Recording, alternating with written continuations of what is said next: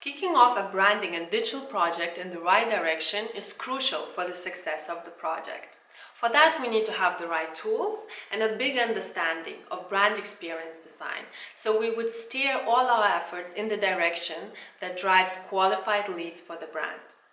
Hi, my name is Agle and I'm a brand strategist. I've been running a brand experience design team for the last 15 years and we've served clients worldwide, from bigger ones like Fotolia, Adobe, to smaller businesses and startups out there.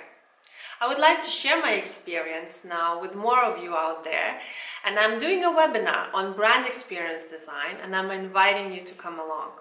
I'll share with you the framework for brand experience design and look at you in a very structured way of how to design experiences across all digital touchpoints in the way that drives qualified leads for the brand. We'll look at it from the design, content and strategic point of view of how do we weave everything together in the way that achieves the goal. Join me, the details are below. It's going to be short, to the point, and we'll have some fun. See you there. Bye.